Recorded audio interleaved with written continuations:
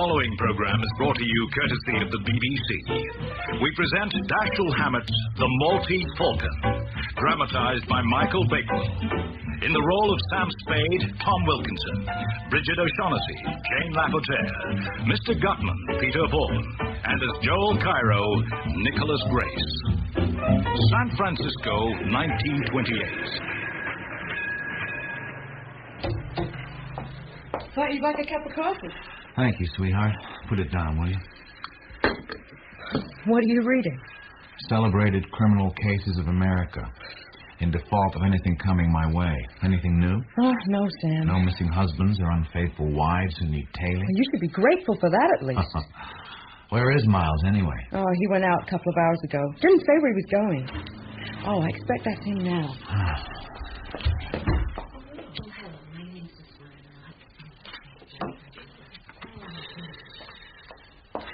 There's a girl who wants to see you. Her name's Wonderly. Customer? Guess so.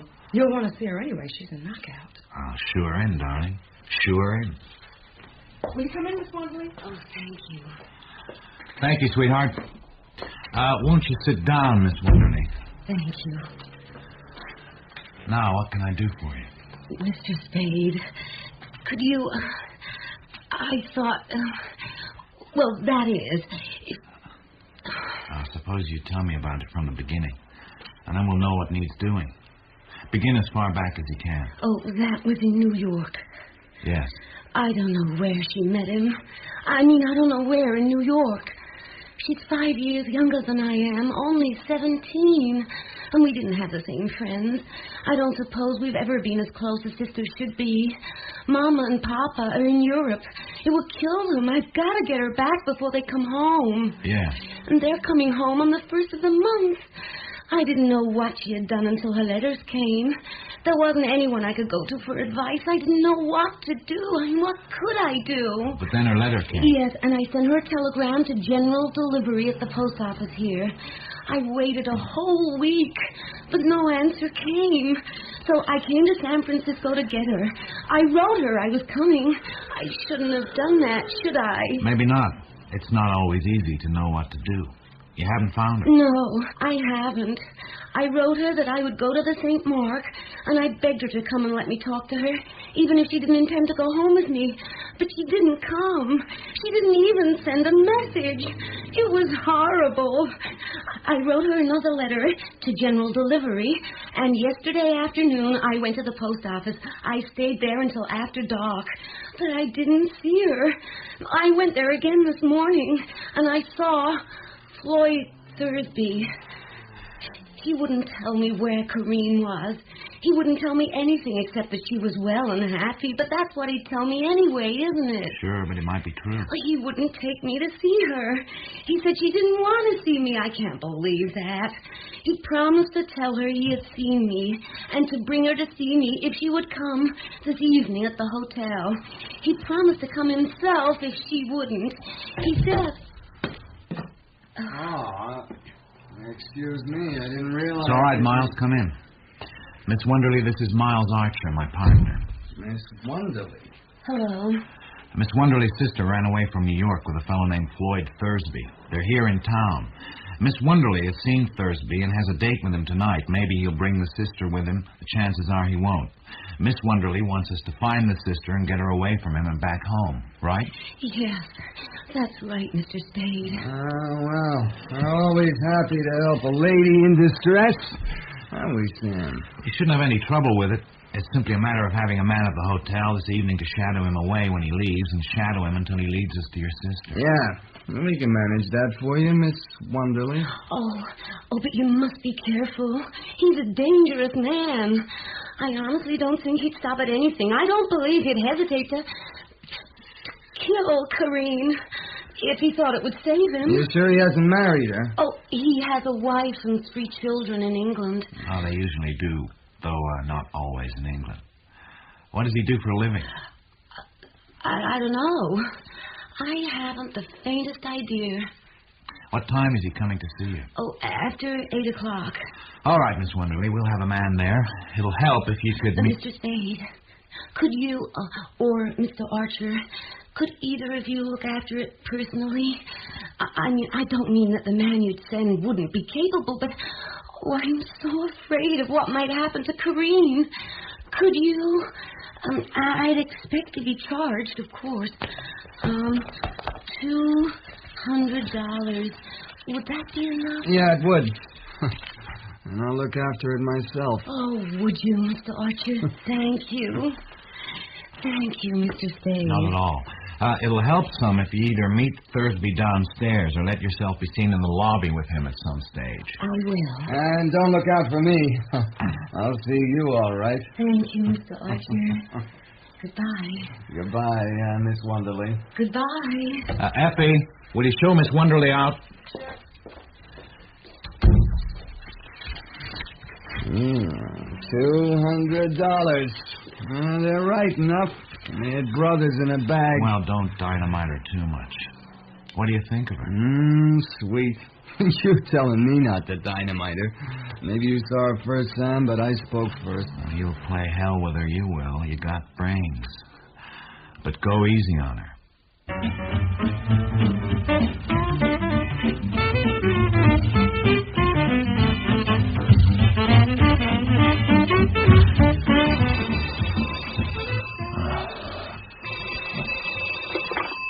Hello?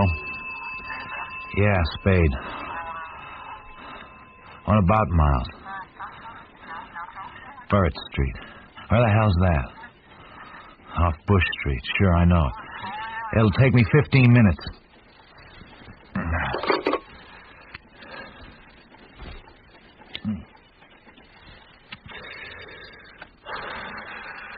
5 minutes after 2.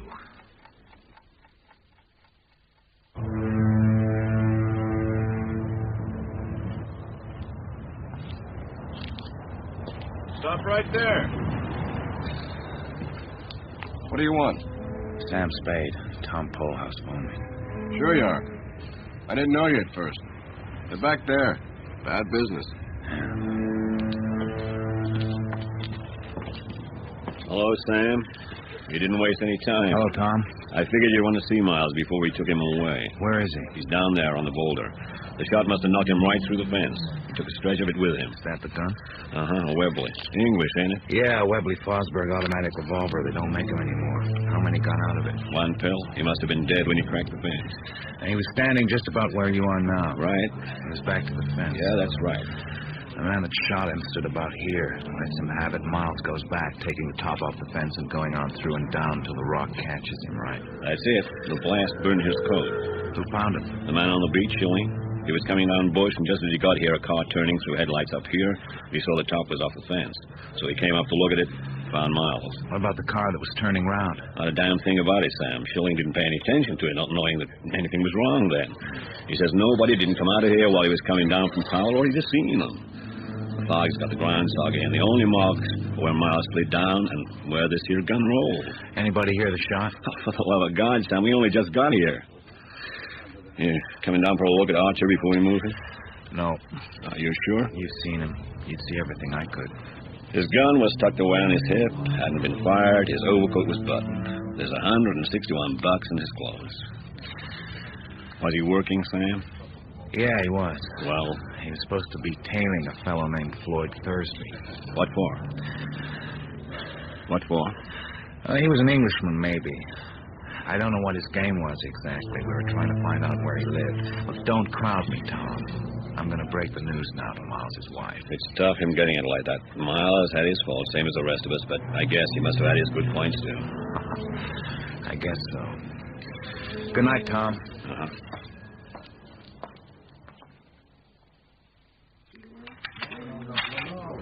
Effie, now listen. Miles has been shot. Yeah, he's dead. Now, don't get excited. Yeah. You have to break it to Iva. No, I'm damned if I will. You'll have to do it. That's a good girl. And tell her to keep away from the office. Tell her I'll be round to see her, but don't tie me to anything. That's the stuff. You're an angel. Bye.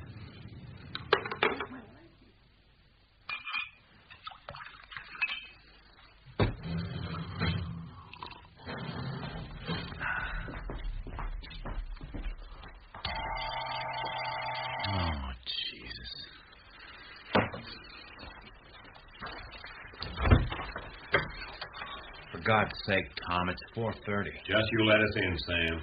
I see you brought your keeper with you. Hello, Dundee. Hello, Spade. Well, you better come in.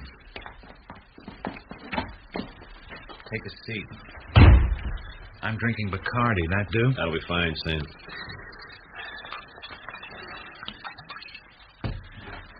Success to crime. Sam, did you break the news to Miles' wife? Uh-huh. How did she take it? I don't know anything about women, Tom. What the hell you don't? What kind of a gun do you carry, Spade? I don't carry a gun. I don't like them very much. Of course, there are some in the office. I'd like to see one of them. You happen to have one here? No. You sure of that? Look around. Turn the dump upside down if you want. I won't squawk if you got a warrant. Oh, Sam, what the hell? What do you want, Dundee? Talk turkey. Who the hell do you think you are coming in here in the middle of the night and trying to rope me? All right, sit down and listen. I'll sit or stand as I damn well please. I warned you your foot was going to slip one of these days. Everybody's foot slips sometimes. And this is yours. I don't like this, Dundee. What are you sucking around for? Tell me or get out and let me go to bed. Who's Thursby? I told Tom all I knew. You told Tom damn little. I knew damn little. Why were you tailing him? I wasn't. Miles was. For the swell reason that we had a client who was paying good United States money to have him tailed. Who's the client? You know, I can't tell you that until I've talked it over with the client. You'll tell it to me or you'll tell it in court. This is murder, and don't forget. I'll tell it or not as I damn well please. Be reasonable, Sam. How can we turn away on Miles' killing if you won't give us what you got? You needn't get a headache over that. I'll bury my dead. I thought you would. That's just exactly why we came to see you, isn't it, Tom? What's itching your boyfriend now? Just this. Thursby was shot down in front of his hotel just 35 minutes after you left Barrett Street. Take your goddamn paws off. Tom says you were in too much of a hurry to even stop for a look at your partner, and you didn't go to Archer's house to tell his wife. We called up, and that girl in your office was there, and she said you sent her. Okay, I give you 10 minutes to get to a phone and do your talking to the girl. I give you 10 minutes to get to Thursby's hotel. You could do it easy in that time. And that gives you 10 or 15 minutes of waiting before he showed up. So, what time did you get home? 20 minutes to 4. I walked around thinking things over. Where did you do your walking? Out Bush Street way and back. Did you see anybody? No witnesses. Sit down, Dundee.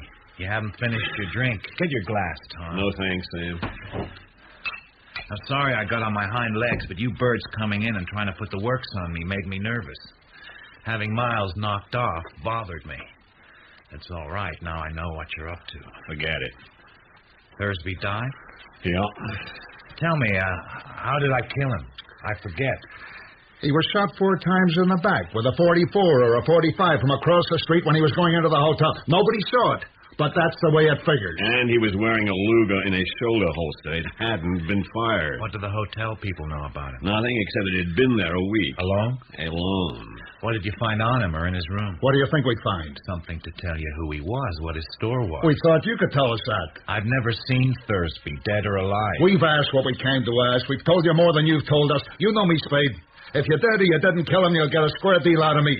I don't know that I blame you a hell of a lot, but that wouldn't keep me from nailing you. Fair enough. But I'd feel a whole lot better about it if you drink your drink.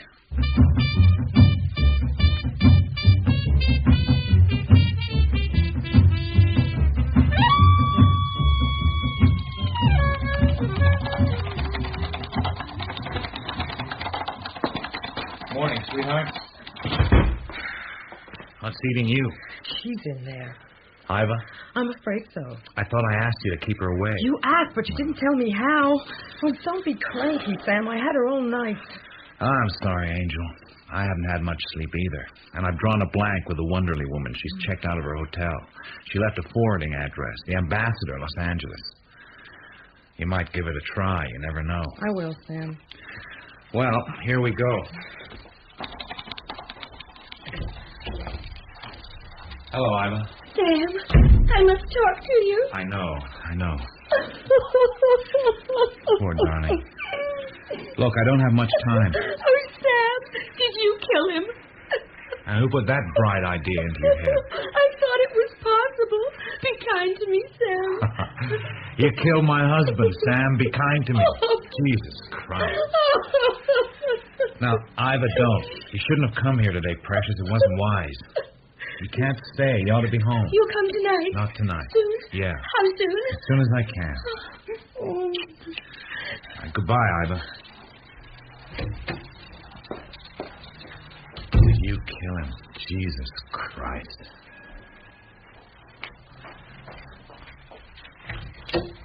Well, how did you and the widow make out? She thinks I shot Miles. So you could marry her. The police think I shot Thursby. Who's he? Who do you think I shot?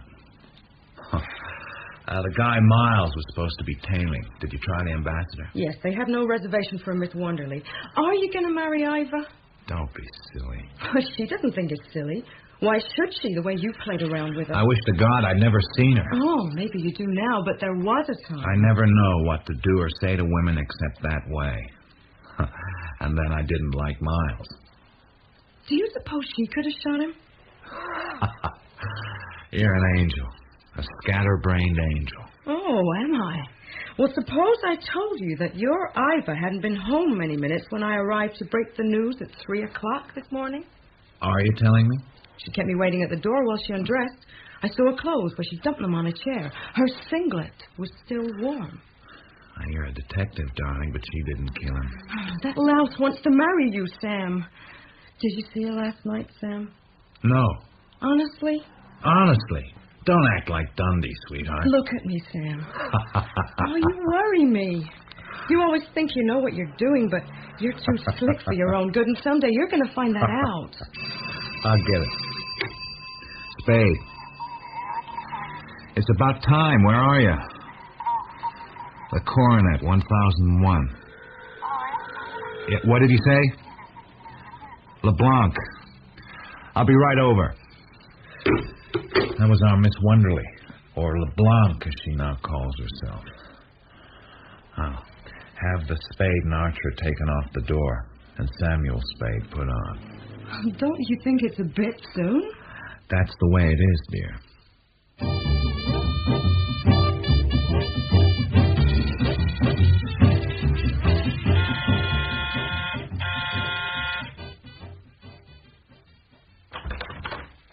Good morning.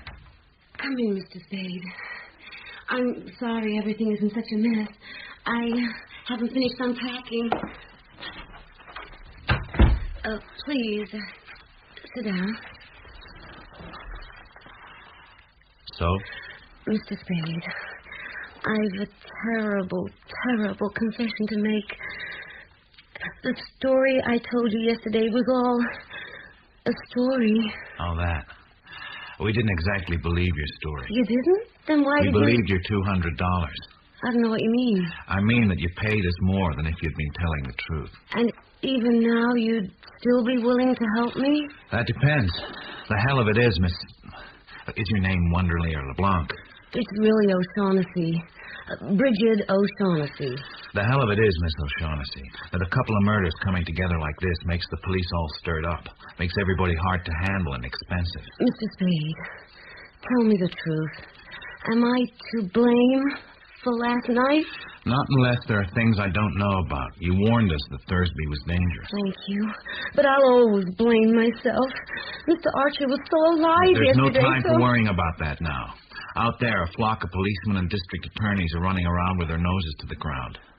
What do you want to do? I want you to save me from it all. Mr. Spade, do they know about me? Not yet. That's why I've been stalling them till I could see you. But must they know about me at all? I think I'd rather die than that, Mr. Spade. I can't explain now, but can't you somehow manage so that you can shield me from them? So I won't have to answer their questions? Maybe, but I'll have to know what it's all about. I haven't lived a good life. I've been bad. Worse than you could know. But I'm not all bad. Look at me, Mr. Spade. You know I'm not all bad, don't you? Then can't you trust me a little? I've got nobody to help me if you won't help me. I know I've no right to ask you to trust me if I won't trust you. But I can't tell you. I don't mean I don't trust you, but I trusted Floyd, and I've nobody else, Mr. Spade. If I hadn't believed you could save me, I would have run away instead of sending for you. If I thought anyone else could save me, would I be down on my knees like this? Be generous, Mr. Spade. Don't ask me to be fair. I've no right to ask you to help me blindly, but I do. You can help me. Help me. You won't need much of anybody's help. You're good. You're very good. It's chief of your eyes, I think, and the throb you get into your voice when you say things like, be generous, Mr. Spade. I deserve that. I deserve it. But, oh, I did want your help so much. And the lie was in the way I said it. Not at all in what I said. It's my own fault if you can't believe me now. Now you're dangerous. Then you won't help me. What happened last night? Floyd came to my hotel at 9 o'clock, and we went out for a walk. I suggested that so Mr. Archer could see him. We stopped at a restaurant in Geary Street, I think it was, for supper and to dance, and came back to the hotel at about 12:30. Floyd left me at the door, and I stood inside and watched Mr. Archer follow him down the street on the other side. Do you know what they'd be doing in the neighborhood of Bush and Stockton, where Archer was shot? Isn't that where Floyd lived? No, it was nearly a dozen blocks out of his way. What did you do after they'd gone? I went to bed. And this morning, when I went out to breakfast, I saw the headlines in the papers. I hired an automobile and went back to the hotel for my luggage. After I found my room had been searched yesterday, I knew I would have to move, and I had found a place yesterday afternoon, so I came up here, and then I telephoned your office. Your room at the St. Mark was searched? Yes, while I was at your office. I didn't mean to tell you that. That means I'm not supposed to question you about it. I'm afraid so. I've got nothing against trusting you blindly, except that I won't be able to do you much good if I haven't got some idea of what this is all about. For instance, I've got to have some sort of line on your Floyd Thursby. I met him in the Orient. We came here from Hong Kong last week. He had promised to help me. He took advantage of my helplessness and dependence on him to betray me. Betray you? How? Why did you want him shadowed? I wanted to find out where he was staying. Wanted to find out what he was doing, whom he was meeting, things like that. Did he kill Archer? Yes, certainly. He had a Luger in his shoulder holster. Archer wasn't shot with a Luger. He had a revolver in his overcoat pocket. You saw it? Oh, I've seen it often. I didn't see it last night, but I know he never wears an overcoat without it. Why all the guns? Well, he lived by them. There was a story in Hong Kong that he had come out there to the Orient as bodyguard to a gambler who had to leave the States, and that the gambler had since disappeared. I don't know. I do know that he always went heavily armed, and that he never went to sleep without covering the floor around his bed with crumpled newspaper so nobody could come silently into his room. You picked a nice sort of playmate. How bad a hole are you actually in? As bad as could be. Physical danger. I'm not heroic, Mr. Spade. I don't think there's anything worse than death. Then it's that. It's that as soon as I'm sitting here, unless you help me. I'm not God. I can't work miracles out of thin air. Who killed Thursby? I don't know. But how is he supposed to be helping you? Why did you bring him here from Hong Kong? Oh, this is hopeless. I can't do anything for you. I don't know what you want. I don't even know if you know what you want. It's no use. You won't go to the police. Go to them. They've been running me ragged since 4 o'clock this morning. I've made myself God knows how much trouble standing them off. For what? For some crazy notion that I could help you. Well, I'll tell them what I know, and you'll have to take your chances. It is hopeless and useless, I suppose. I'll have to take my chances. How much money have you got? I've got about $500 left. Give it to me. There's only $400 here. I have to keep some to live on. Can't you get any more? No.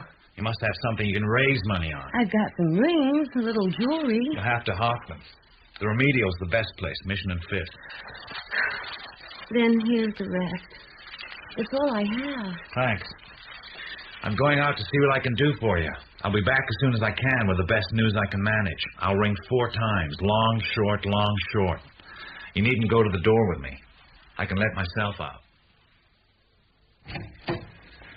I've got Mr. Wise on the line for you, Sam. Thank you, sweetheart. Sid. Yeah, I think I'm going to have to tell a coroner to go to hell. Can I hide behind the sanctity of my client's secrets and whatnot? Uh-huh. Good. I'll let you have the details. Dundee's getting snotty, and maybe it is a little thick this time. There's a man wants to see you. Here's his card. Joel Cairo. Sheepra. This guy is queer. Well, inwardly, darling. Okay. Mr. Cairo? Thank you. Sit down, Mr. Cairo. Thank you. What can I do for you, Mr. Cairo? May a stranger offer condolences for your partner's unfortunate death. Thanks. May I ask, Mr. Spade, if there was, as the newspapers inferred, a certain relationship between that unfortunate happening and the death a little later of the man Thursby? I beg your pardon, Mr. Spade. More than idle curiosity made me ask that. I am trying to recover an ornament that has been, shall we say, mislaid. I thought and hoped that you could assist me. Uh-huh. The ornament is a statuette, the black figure of a bird. I am prepared to pay, on behalf of the figure's rightful owner, the sum of $5,000 for its recovery. $5,000 is a lot of money. Come in. Is there anything else? No, good night. Lock the door when you go out, will you? Sure. Good night. Good night. You will please clasp your hands together at the back of your neck. I intend to search your offices, Mr. Spade. I warn you that if you attempt to prevent me, I shall certainly shoot you. Go ahead. I shall first have to make sure that you are not armed. As you wish.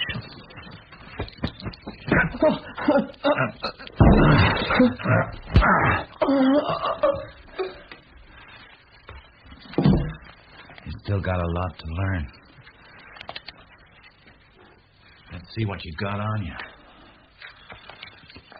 Wallet containing $300 and 5 pounds.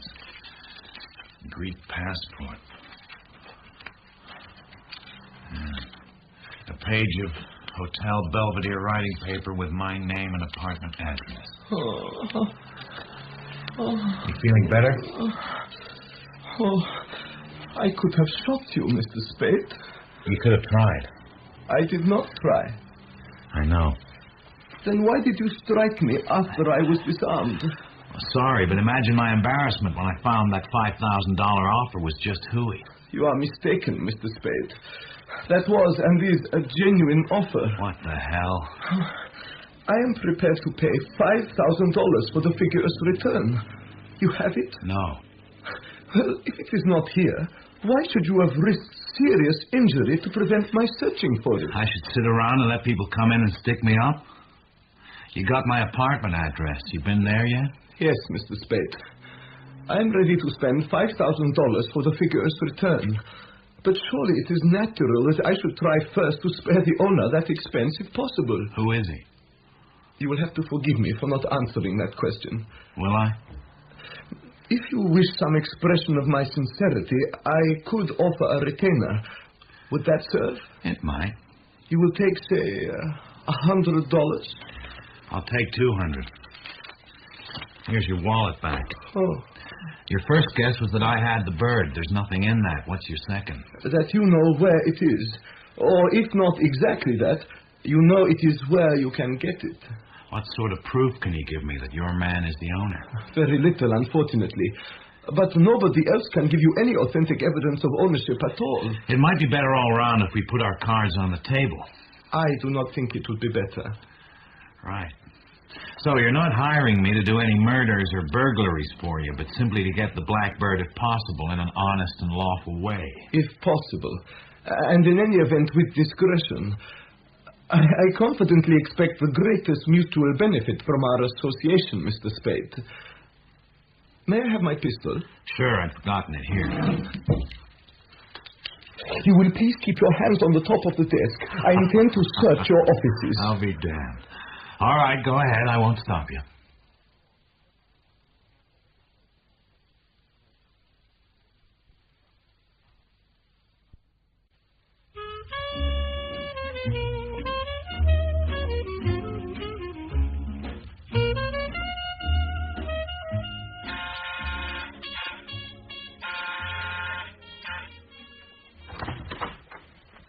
Spade. Do you bring me good news? Let me take your coat. We won't have to make anything public that hasn't already been made public. The police won't have to know about me? No. However did you manage it? Most things in San Francisco can be bought or taken. And you won't get into trouble. Oh, do sit down. I don't mind a reasonable amount of trouble. You aren't exactly the sort of person you pretend to be, are you? I'm not sure I know what you mean. Schoolgirl manner, stammering and blushing and all that. I told you this afternoon that I've been bad. Worse than you could know. That's what I mean. You told me this afternoon in the same words, same tone. It's a speech you practiced. Very well then, Mr. Spade. I'm not at all the sort of person I pretend to be. I'm 80 years old, incredibly wicked, and an iron molder by trade. But if it's a pose, it's one I've grown into. So you won't expect me to drop it entirely, will you? Oh, it's all right. Only it wouldn't be all right if you actually were that innocent. You'd never get anywhere. I won't be innocent. I saw Joel Cairo tonight. You know him? I saw him tonight. It's chilly. I'll put another log on the fire.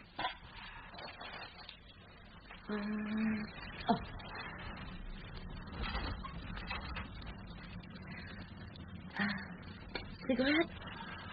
You're good. You're very good. What did he say? About what? About me. Nothing. Well, what did he say? He offered me $5,000 for the black bird. Now, you're not going to go around making up the fire and straightening the room again, are you? I won't. What did you say? $5,000 is a lot of money. Oh, surely you're not really considering it. Mr. Spade, you promised to help me. I trusted you. You can't... Let's try to figure out how much you trusted me. I promised to help you, sure, but you didn't say anything about any black bird. But you won't. You can't treat me like that. $5,000 is a lot of money. It's far more than I could ever offer you. If I must bid for your loyalty. That's good coming from you. What have you given me besides money? Have you given me any of the truth? Any help in helping you? If I'm peddling my loyalty, why shouldn't I let it go to the highest bidder? I've given you all the money I have. Without your help, I'm utterly lost. What else is there? Can I buy you with my body? I'll think it over. Christ, there's no sense in this. I don't care what kind of tricks you're up to, but I gotta have something to show me that you know what you're doing. Can't you trust me just a little longer? How much is a little? And what are you waiting for? I must talk to Joel Cairo. You can see him tonight. We can get him on the phone at the Belvedere. He can't come here. I can't let him know where I am. I'm afraid. My place. Do you think he'd go there? He'd go. All right. Shall we go now?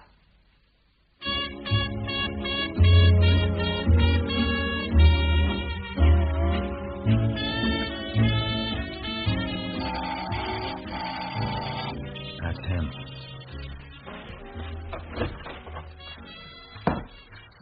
There's a boy out there watching the house, Mr. Spade. What am I to understand from that? I came here in good faith with no thought of tricks or traps. You asked in good faith, but I ought to have guessed he'd have showed up. Where is he? Outside, in the shop doorway. What's the matter? Oh. A kid who's been trying to town me around town all evening. Cairo thought I put him there.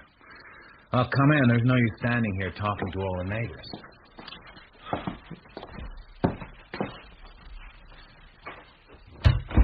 This boy, did he follow you to my apartment? No, I shook him off before that. And I suppose he came back here to try to pick me up again.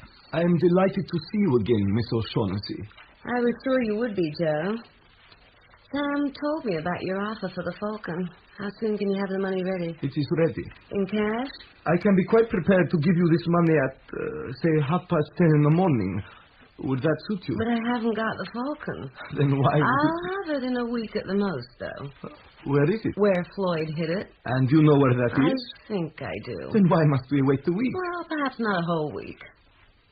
Whom are you buying it for, Joe? I told Mr. Spade. For its owner. Oh, you went back to him. Naturally, I did. I should have liked to have seen that. Exactly what happened to Floyd. Gee. I see.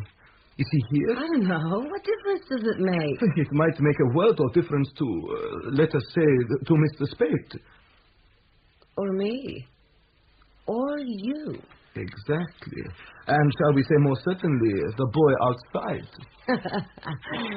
Yes, unless he's the one you had in Constantinople. The one you couldn't make. Oh! Stop that, Cairo. And drop the gun. This is the second time you put your hands on me. Yeah, when you slap, you'll take it and like it. Who's it? How should I know? Keep quiet. I'll go see what it's all about.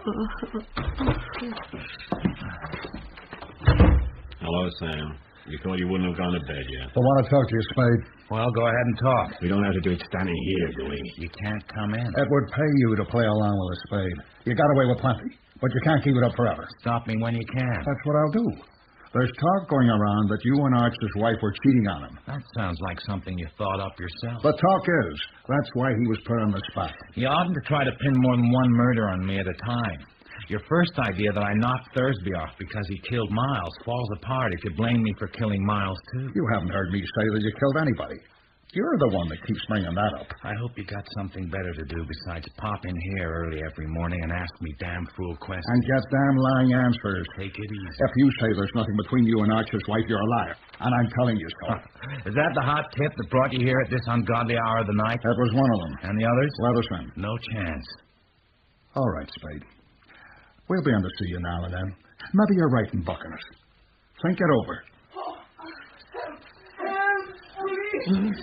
I guess we're going in. I guess you are. Police! Help! All right, Clary. Drop the gun. What are you up to? Oh, she scratched my face. Look at it. Did you do that? I had to. I was all alone in here with him when he attacked me. I couldn't make myself shoot him. You dirty, filthy liar. She's lying awfully. I came here in good faith and was attacked by both of them. And when you came, he went out to talk to you, leaving her here with this pistol. And then she said they were going to kill me after you left. And I called for help so you wouldn't leave me here to be murdered. And then she struck me with a pistol. Now, let's get this straight. What are you doing here? He sent for me. He called me on the telephone and asked me to come here. What did he want you for? He said he wanted to... they wanted to see me. I don't know what's about. Well, what happened then? They attacked me. She struck me first, and then he choked me and took the pistol out of my pocket. I don't know what they would have done if you hadn't arrived. Why don't you make him tell the truth? Hey, none of that now. He's impulsive. Yep. What do you want us to think the truth is? Not what he said. Not anything he said. Spade? Don't look at me. I was out in the kitchen mixing an omelet when it happened. Well, Tom, I don't think we'll go wrong pulling them all in. Don't be in a hurry. Everything can be explained. I'll bet. Miss O'Shaughnessy, may I present Lieutenant Dundee and Detective Sergeant Polehouse. Miss O'Shaughnessy is an operative in my employ. That's not true. I hired her recently. Yesterday, as a matter of fact. This is Mr. Joel Cairo, a friend, an acquaintance, at any rate, of Thursby's. He came to me this afternoon and tried to hire me to find something Thursby was supposed to have on him when he was bumped off. It looked funny the way he put it to me, so I wouldn't touch it. Anyway, after talking it over with Miss O'Shaughnessy, I thought maybe we might get something out of him about Miles and Thursby's killing, so I asked him to come up here. Maybe we put the questions to him a little rough, but he wasn't hurt any. Well, what are you going to say to that? I don't know what I should say. Try telling the facts. The facts? Quit stalling. All you got to do is swear a complaint that they took a poke at you. Go ahead, Cairo. Tell him you'll do it, then we'll swear to one against you, and he'll have the lot of it. That's enough. Get your hats.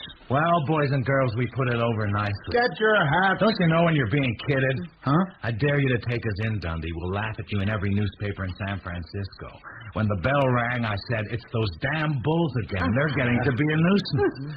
Let's play a joke on them. When you hear them going, one of you start to scream, and we'll see how far we can string it along. Sam. Where did the cut on his head and mouth come from? Ask him. Maybe he cut himself shaving. I fell. We were pretending to struggle for the pistol. Horse feathers.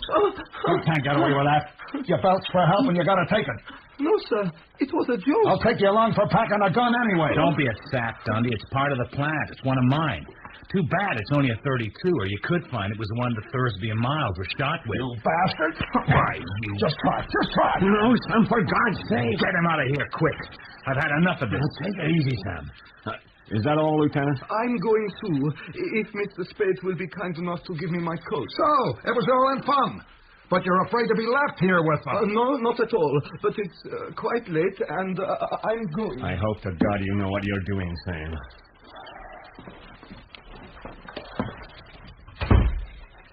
You're absolutely the wildest person I've ever met. Do you always carry on so high-handed? I let him hit me, didn't I? Oh, yes, but a police official... It wasn't that. It was that in losing his head and slugging me, overplayed his hand. Well, you've had your talk with Cairo, now you can talk to me. Well, I'm listening. Oh, just look at the time. Oh, it's been a busy evening. I must go. This is terrible. Not until you've told me about it. Besides, there's the kid outside. Let's talk. You're the most insistent person. What's this bird, this falcon that everyone seems so steamed up about? Oh, I'm so tired of it. And I do hate having to talk about it. Wouldn't it be just as well to wait and let you learn about it? I don't know. My way of learning is to heave a monkey wrench into the machinery. It's all right with me if you're sure none of the flying pieces will hit you. I'm afraid of you. And that's the truth. That's not the truth. It is. I know 2 men I'm afraid of.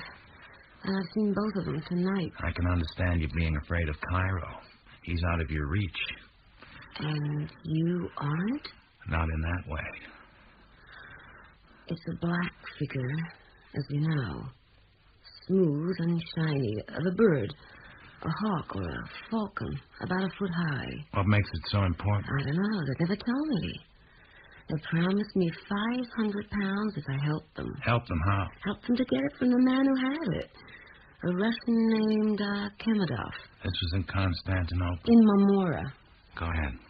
What happened then? Oh, that's all. We found that Cairo meant to desert us, taking the falcon with him. So we did exactly that to him first. But then I wasn't any better off than I had been before, because Floyd hadn't any intention of paying me. He said we would go on to New York, where he would sell it and give me my share, but I could see he wasn't telling me the truth. And that's why I came to you to help me to learn where the falcon was. And suppose you got it. What then? Then I'd have been in a position to talk terms. What makes it worth all the money? What's it made of? Porcelain or black stone, I don't know. I've only seen it once for a few minutes. Floyd showed it to me when we first got hold of it. You are a liar. I am a liar. I've always been a liar. Don't brag about it. It's childish. Was there any truth at all in that yarn? Some. How much? Not very much. Well, we've got all night. I'll put some more brandy and some more coffee, and we'll try again. Oh, I'm so tired. So tired of it all. Of myself. Of lying and thinking up lies. And of not knowing what is a lie and what truth. I wish I would. Kiss me.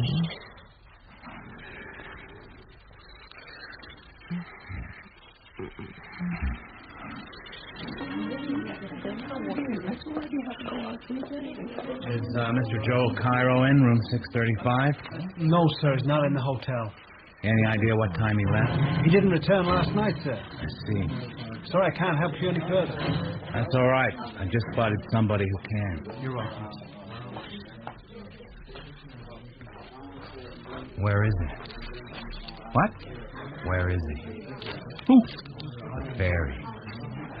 What do you think you're doing, Jack? Don't pretend you don't know what I'm talking about. You've been tailing me all over town. Shut up. You'll have to talk to me before you're through, Sonny.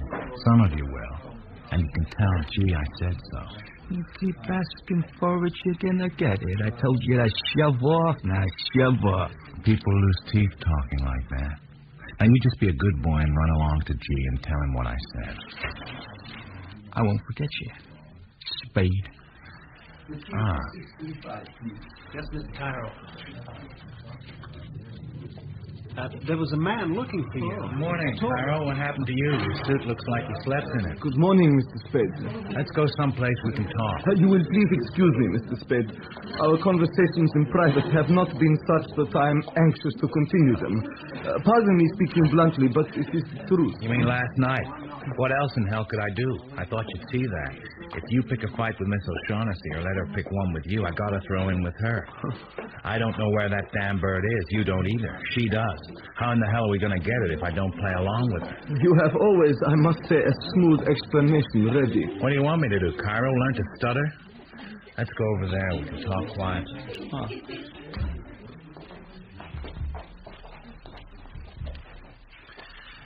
Now, tell me what happened. Did Dundee take you down to the hall? Yes. How long did they work on you? Until a little while ago, and very much against my will. I shall certainly take the matter up with the Consulate General of Greece and with an attorney. Go ahead and see what it gets you. What did you let the police shake out of you? Not a single word, Mr. Spade. I adhere to the course you indicated earlier in your rooms, though I certainly wished you had devised a more reasonable story. I felt decidedly ridiculous repeating it. Sure, but its goofiness is what makes it good. You sure you didn't give them anything? You may rely upon it, Mr. Spade. I did not. You'll be hearing from Dundee again. Stay dummied up on him and you'll be all right. And don't worry about the story's goofiness. A sensible one would have had us all in the cooler. You may be right. And now, Mr. Spade... I know. You'll be wanting sleep if you've been standing up under a police storm all night. See you later, Cairo.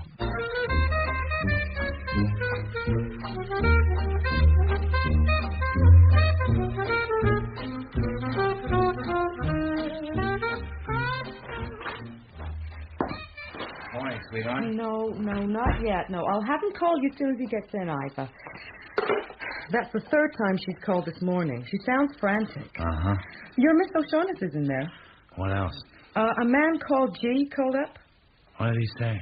He said when he comes in, will you please tell him that G, who got his message, phoned and will phone again. Thank you, darling.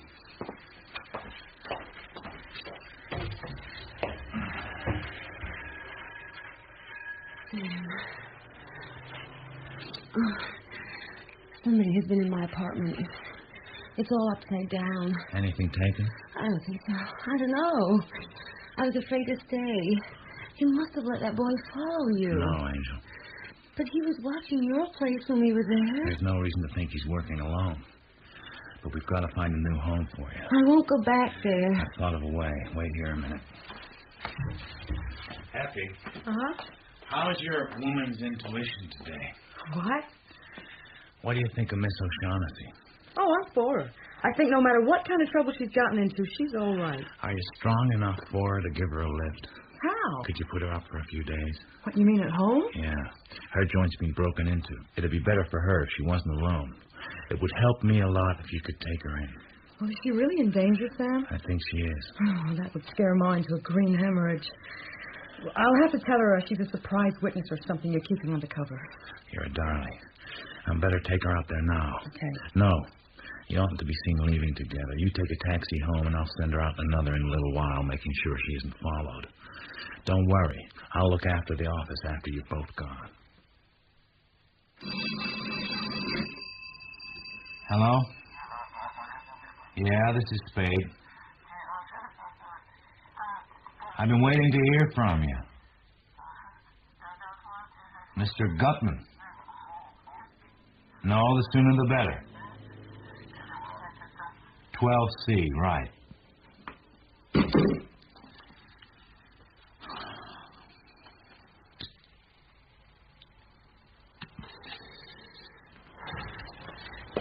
Sam. Hi, honey. Hello. Oh, Sam, forgive me. Forgive me. Sure, I forgive you. What for? I sent those policemen around last night. I was sitting in the car waiting outside your apartment when you went in with that woman.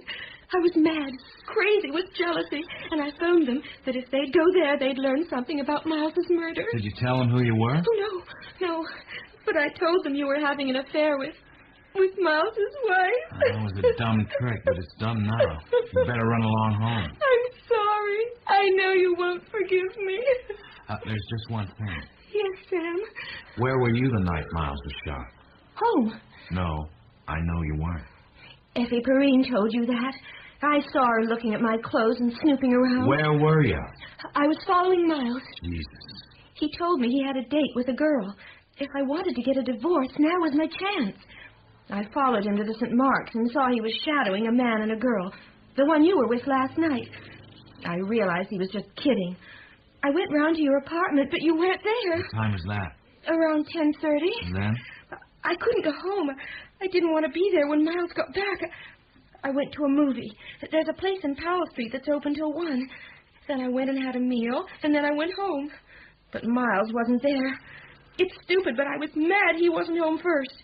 So I took the car out of the garage again and went back to your place. By which time I was looking at Miles's body. Jesus, what a swell lot of merry-go-round driving. Then what? Then I went home again. I was just undressing when Effie arrived. Oh, do you believe me? Sure I do. Now run along. I've got an appointment. Oh, Sam.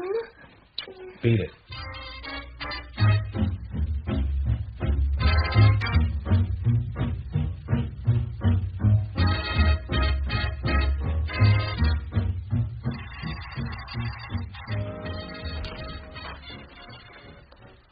Spade. Nice to see you again, Sonny. Thank you, Wilma. You can leave us now. Mr. Spade. How do you do, Mr. Gutman? Sit down. Let me get you a drink. Whiskey? Thanks. Will you begin well, sir? I distrust a man that says when. If he's got to be careful not to drink too much, it's because he's not to be trusted when he does. Well, sir, here's to plain drinking and clear understanding.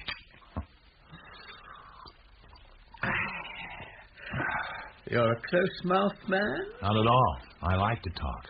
Better and better. I distrust a close-mouthed man. He generally picks the wrong time to talk and says the wrong things. Talking something you can't do judiciously unless you keep in practice. We'll get along, sir, that we will. Cigar, sir? Thank you.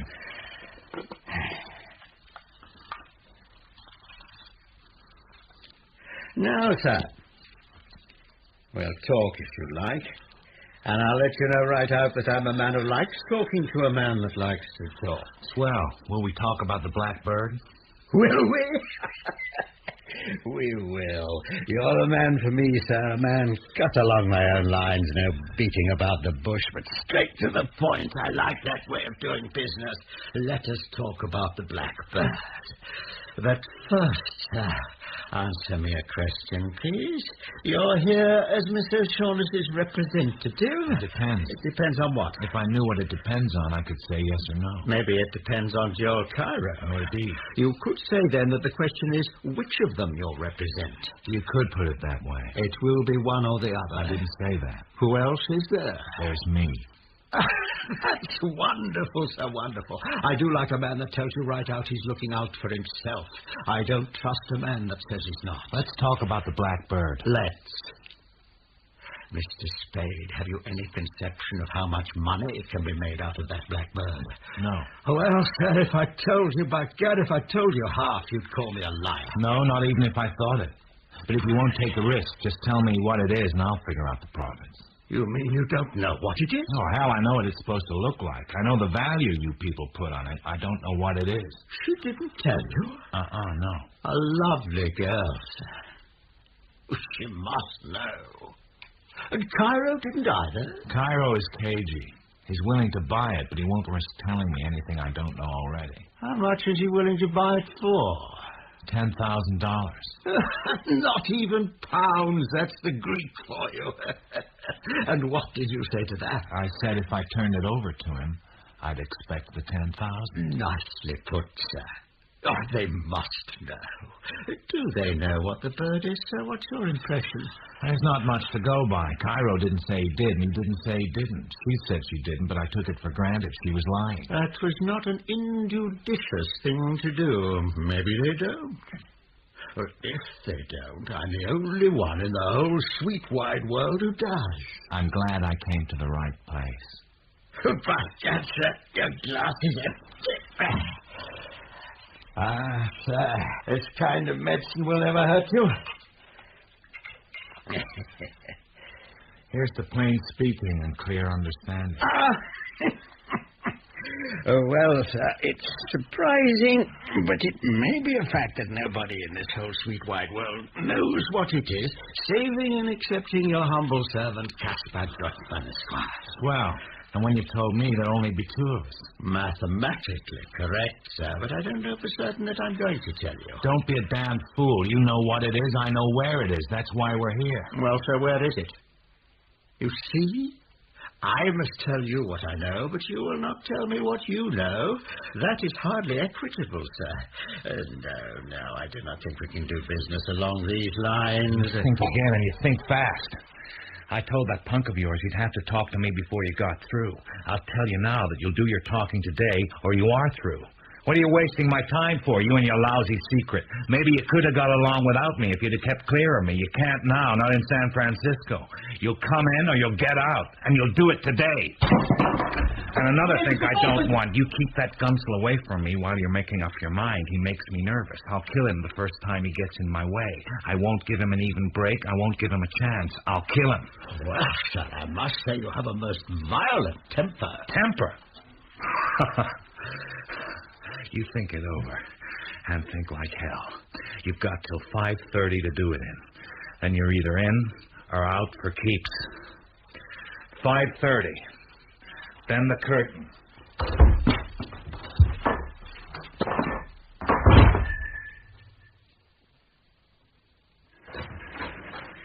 Sam, what happened? What happened where? Miss O'Shaughnessy, why didn't she come? She didn't get there? I waited and waited, and she didn't come. I couldn't get you on the phone, so I came back here. Did you send her out in a taxi? Of course I did. And you sure she... Someone must have followed her. Nobody followed her. What do you think I am, a goddamn schoolboy? I'm going out to talk to the taxi drivers. I'll find her if I have to dig up sewers. Stay here till I'm back or you hear from me.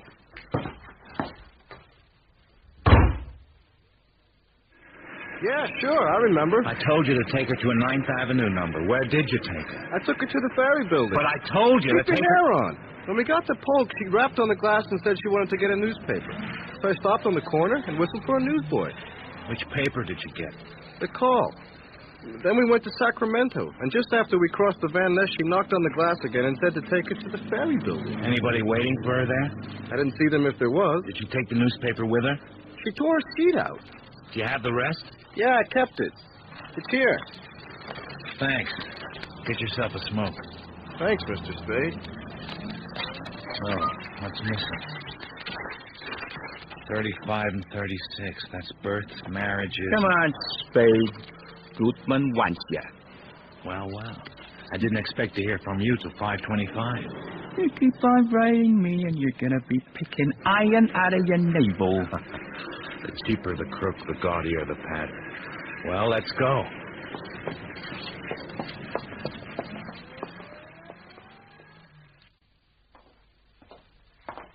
Keep straight on along the corridor, Spade. You know the way. You have to keep on poking that thing in my back. Hey, how long you been off the Gooseberry Lake, kid? Now, look here, you... I'll take the gun. And the other one. Come on. This'll put you in solid with your boss, kid.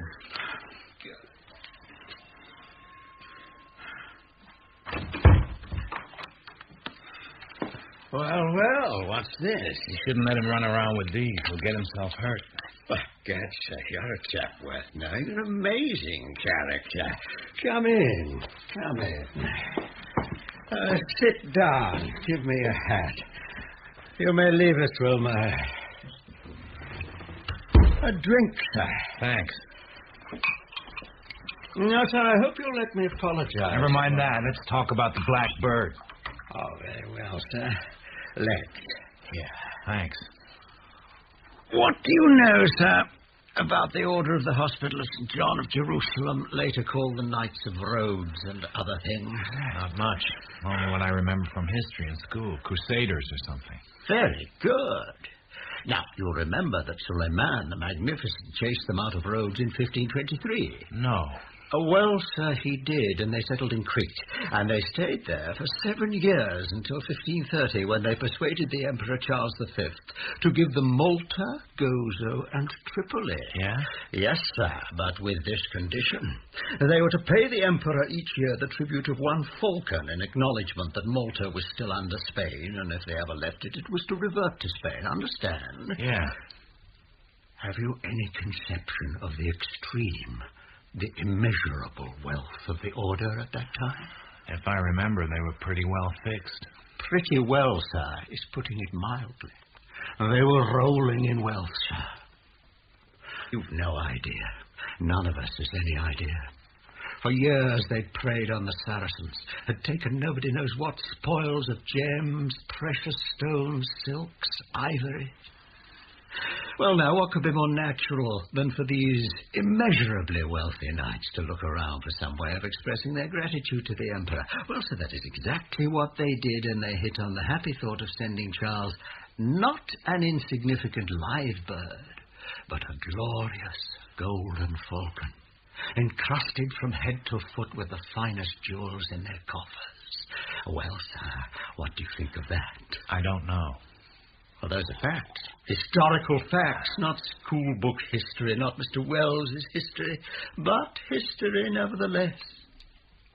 The bird was sent in a galley commanded by a French knight named Cormier or Corvair, a member of the order. It never reached Spain. You know of Barbarossa, Redbeard, Khayr-ed-Din? No. A famous admiral of buccaneers, sir. He took the galley and he took the bird. The bird went to Algiers, that's a fact, and there it remained for 100 years, until it was carried away by an English adventurer who was with the buccaneers for a while, Sir Francis Verney. There's nothing said about the bird in Lady Frances Verney's Memoirs of the Verney family during the 17th century. I looked. And Verney didn't have it with him when he died in Messina in 1615. He was stony broke. But, sir, it did go to Sicily. According to Caruti, the author of Storia del Regno di Vittorio Amadeo II, it was one of Victor Amadeus's wedding gifts to his wife.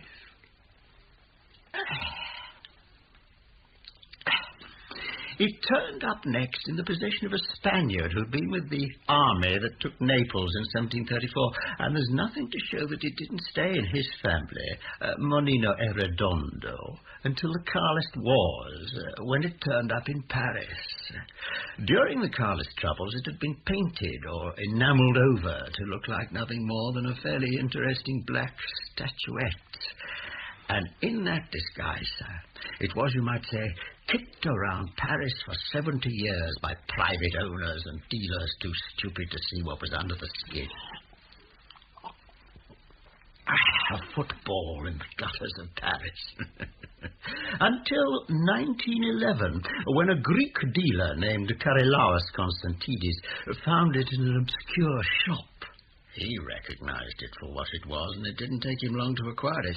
I got wind of it and finally forced most of the history out of him. But for once in his life, he wasn't in a hurry to convert his find into money. But your glass is empty, sir. Thanks. You begin to believe me a little? I haven't said I didn't. Here. Thanks. Well, sir, 1 year to the very day after he had acquired it, I picked up the Times in London and read that his establishment had been burglarized and he murdered. I was in Paris next day. The bird was gone. By gad, sir, I was wild. A great quantity of stuff had been stolen. That made me think that the thief had simply taken the bird along with the rest of his plunder, not knowing what it was. Well, sir, It took me 17 years to locate that bird. But I did it. I wanted it. And I'm not a man that's easily discouraged when he wants something. I traced it to the home of a Russian general, one Kamidov, in a Constantinople suburb. He didn't know what it was, but his natural contrariness kept him from selling it to me when I made him an offer. Perhaps in my eagerness I was a little unskillful, though not very. So, I sent some agents to get it. Well, sir, they got it. And I haven't got it. But I'm going to get it. Your glass. Then the bird doesn't belong to any of you, but to General Kamidov. Well, so you might say it belonged to the King of Spain, but I don't see how you can honestly grant anybody clear title to it except by right of possession. Then it's Miss O'Shaughnessy's now. No, sir. Except as my agent. There's no doubt she's got it now. Not much. Where? I don't know exactly. But you said you did. I mean, I know where to get it when the time comes. And when is that? When I'm ready. Mr. Spade, where is Miss O'Shaughnessy now? In my hands, safely tucked away. Trust you for that, sir. Well, now, sir, before we sit down to talk prices, answer me this. How soon can you, or how soon are you willing to, produce the Falcon? A couple of days. That is satisfactory. But we forget our nourishment. Thanks. Well, sir, here's to a fair bargain and profits large enough for both of us. What's your idea of a fair bargain? I have two proposals to make, sir, and either is fair. I will give you $25,000 when you deliver the Falcon to me, and another $25,000 as soon as I get to New York. Or I will give you 1/4, 25% of what I realize on the Falcon. There you are, sir. An almost immediate $50,000, or a vastly greater sum within, say, a couple of months. How much greater? What would you say, sir, to $500,000? You think the dingus is worth $2 million? In your own words, why not? That's a hell of a lot of dough. And that's the absolute rock-bottom minimum. A minimum, huh? How much is the maximum? How much is the maximum? The maximum? I refuse to guess. You fix the drink, God damn you. Well, man. Okay, Spade. Let's see if you can make it to the door. Get out of my way. Bastard! Bastard! Bastard! Bastard! Gently, Wilma. A gentleman never hits a man when he's down.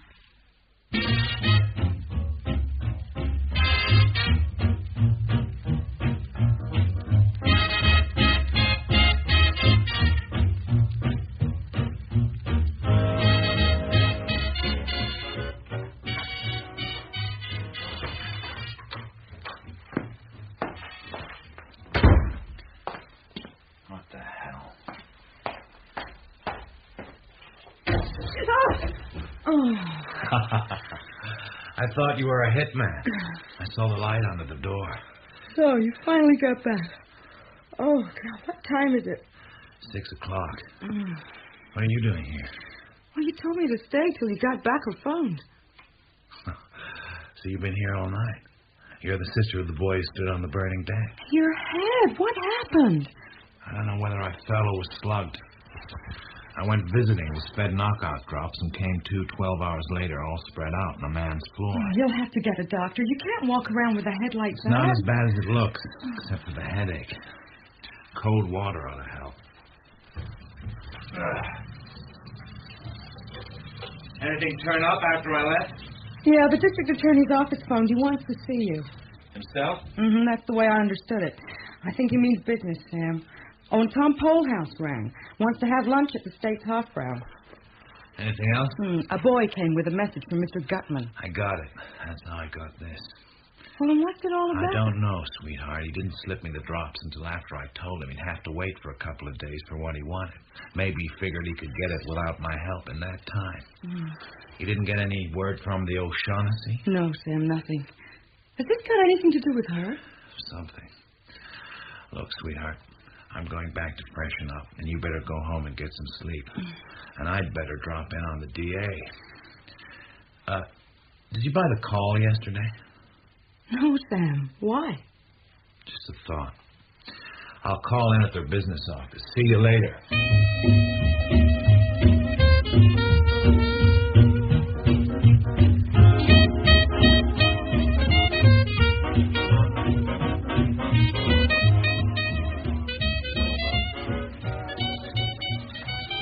Can I have a copy of yesterday's call, please? Certainly. Thanks. 35. Births, marriages, deaths, weather, could be anything. Shipping arrivals, 5:17 a.m. Tahiti from Sydney and Papeete, 6:05 Admiral Peoples from Astoria, 8:05 La Paloma from Hong Kong. That's it. It's got to be. Brigid and Thursby came from Hong Kong. Is there a phone I can use? Sure, right there. Thanks.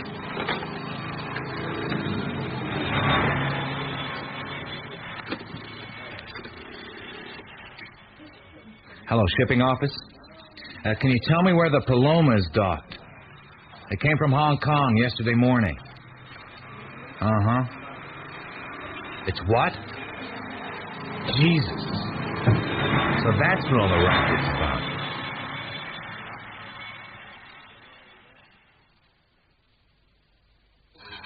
Tell me one thing, Tom. Whatever you like. How is it that whenever we eat together, we always eat pickled pig's feet? I guess it's because we always come here, Sam. What else would we eat? Dundee send you? You know you didn't, Sam. Ain't you ever going to grow up? What have you got a beef about? We didn't hurt you. What's the sense of making a grudge of it? Oh. You see the boat on fire in the bay? I saw the smoke. Look, now be reasonable, Sam. Dundee was wrong, and he knows it. Now, why don't you let it go at that? Well, you think I ought to go around and tell him I hope my chin didn't hurt his For fist? Christ's sake, cut it out. Dundee didn't think you shot Miles, but what else would he do except run the lead down? You'd have done the same thing in his place, and you know it. Yeah? What made him think I didn't do it? What makes you think I didn't do it, or don't you? Thursby shot Miles.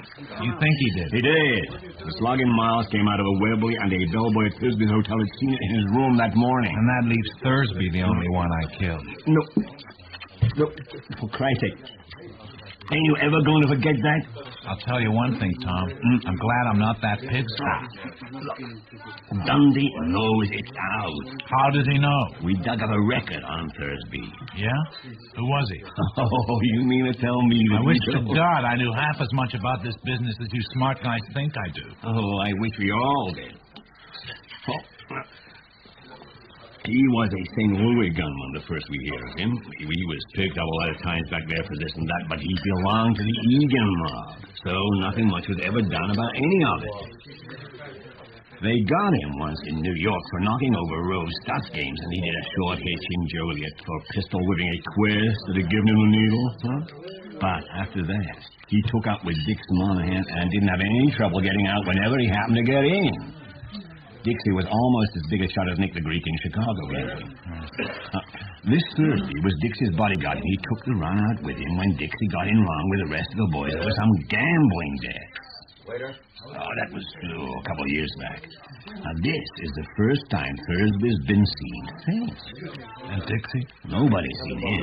Unless you know something. This is all new stuff to me, Tom. Oh, I guess it is. Where did you pick up all this news about Thursby? Some of it's on the records, the rest, well, we get it here and there. From Cairo, for instance. Not a word of it. You poisoned that guy for us. You mean a couple of high-class sleuths like you and Dundee worked on that Lily of the Valley all night and you couldn't crack him? What do you mean, all night? We worked on him for less than a couple of hours. We saw we weren't getting nowhere, and we let him go. Is that so? Uh-huh. I'll get the check. I got a date with the DA this afternoon. Huh? He sent you? Yeah. You won't be doing me any favor by telling him I've talked to you about this. Well, Mr. Spade, I hear that you and the police haven't been hitting it off too well lately. Nothing serious. Dundee gets too enthusiastic. Now, if you'd prefer not having the stenographer here, we can dismiss him. He's here simply as a matter of convenience. I don't mind him a damn bit. I'm willing to have everything I say put down, and I'm willing to sign it. I don't intend asking you to sign anything. Now, I wish you wouldn't regard this as a formal inquiry at all. And please don't think I've any belief in those theories the police seem to have formed. I'm glad of that. So, who killed Thursby? I don't know. Well, perhaps you don't know, but you could certainly make an excellent guess. Maybe, but I wouldn't. Not even in an informal talk. Well, why shouldn't you, if you've got nothing to conceal? Everybody has something to conceal. And you have? My guess is, for one thing. What's your theory? Well, you tell me the name of the client Archer was shadowing Thursby for, and I'll mighty soon know who killed Thursby. I don't exactly get that. You don't? Well, then suppose I put it this way. Where is Dixie Monahan? Putting it that way doesn't help much. Who in the hell is Dixie Monahan? Look, we know Thursby was Monahan's bodyguard. He was with him when Monahan vanished from Chicago, leaving something like $200,000 worth of bets that he'd welched on.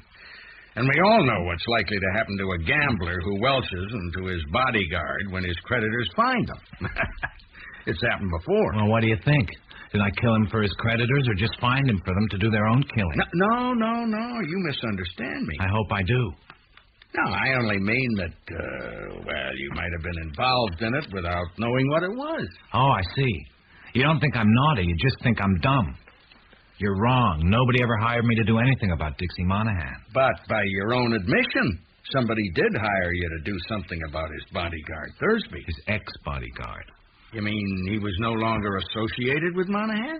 You know that positively? I don't know anything positively except that my client wasn't interested in Monahan, has never been interested in Monahan. And that opens another angle. Monahan's friends could have knocked Thursby off for ditching Monahan. Dead gamblers don't have any friends. It narrows down to three things.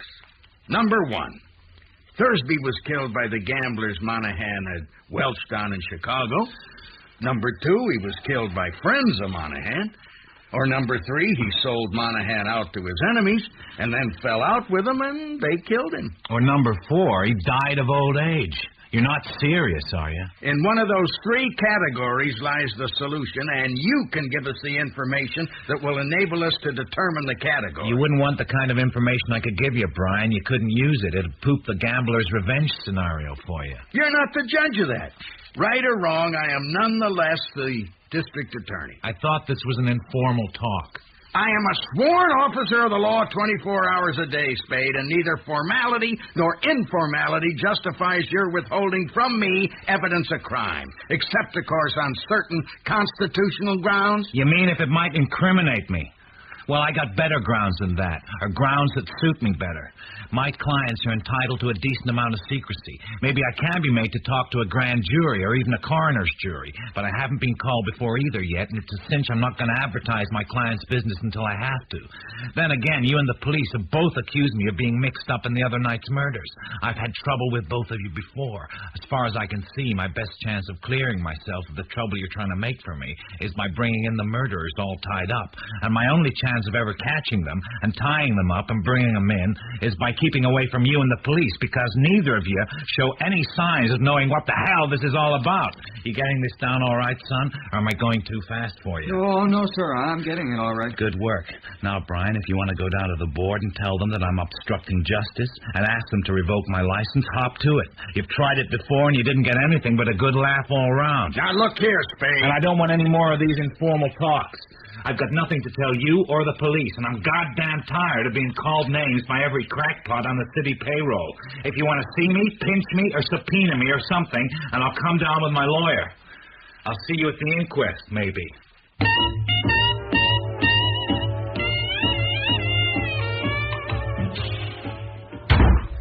How'd it go? How did what go? The district attorney. Well, we didn't kiss when we parted. He got snotty, but so did I. He means trouble. Have you found out where Miss O'Shaughnessy is, Sam? I know where she went. Where? She went down to a boat in the harbor, the Paloma. She went there? But that was the boat that caught fire. They had to tow it out from the pier. Was she... She's all right. At least she left the boat before the fire started. What happened? She went straight there after leaving the cab at the ferry building. But she had to hang around till early evening because the captain, a guy named Jacoby, wasn't around. When he came back, she ate with him in his cabin. After the meal, there were 3 more visitors, Gutman, Cairo, and the kid who delivered Gutman's message to you yesterday. And it's hard to get anything out of the crew, but they had a row. And somewhere around 11 o'clock, a gun went off in the captain's cabin. The captain told the watchman that everything was all right. Shortly after midnight, the captain and the 4 of them left the boat. The captain hasn't been back since. Well, what caused the fire? I don't know. It was discovered in the hold late this morning. The chances are... What the hell? There! Spade! I'm Spade. You know Brigid O'Shaughnessy.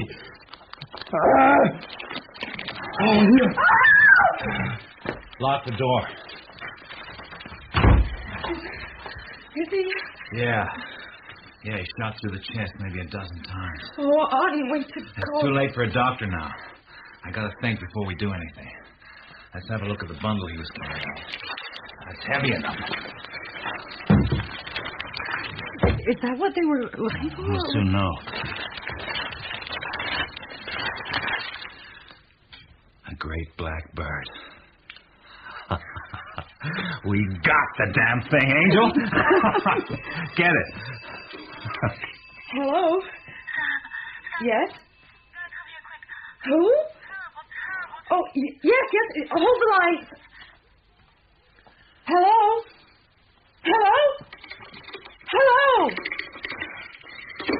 It was Miss O'Shaughnessy. She's in danger. Her voice was... Oh, it was awful, Sam. 26 ankles, she said. A Burlingame. Where the hell is that? Oh, you've got to help her, I gotta Sam. take care of this fellow first. No, you've got to go to her. Don't you see? He was helping her, so they killed him, and now she... You've got to go. All right. As soon as I gone, phone the police. Right. Tell it as it happened. But forget he had a bundle. And you don't know anything about anyone else having any connection with this fellow. Yes, Sam. Do you know who he is? I guess he was Captain Jacoby, master of the Paloma. What are you going to do with the bird? Leave it where nobody can get hold of it. But you'd better not know where it is. You're a damned good man, sister.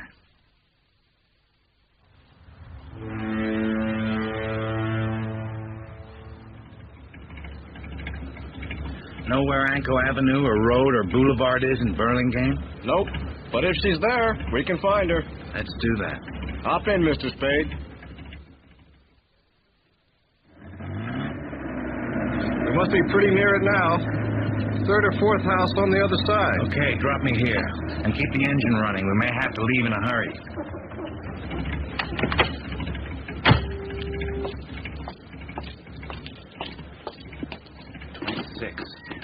For sale or rent. Key at 31.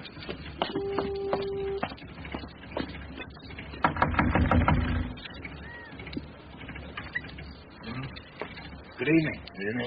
I'd like to get the key to 26. Juice isn't on. You can't see anything. I got a flashlight. Detect it. We got a tip there might be something hidden there. Nobody's been to me for the key for a couple of months. I'll get it for you.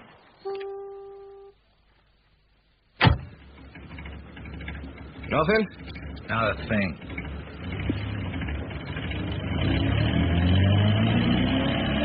A plant? Something like that. Where to now, Mr. Spade? Home. I've had enough. Your partner got knocked off, didn't he? Uh-huh. She's a tough racket.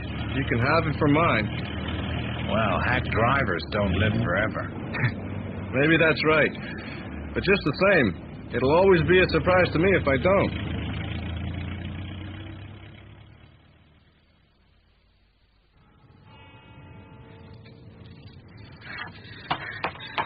Brigid, Sam, I thought you'd never come. let's get inside. You been waiting for me? Oh, yes, in the doorway, up the street. Can you make it to the elevator, or shall I carry you? I'll be all right.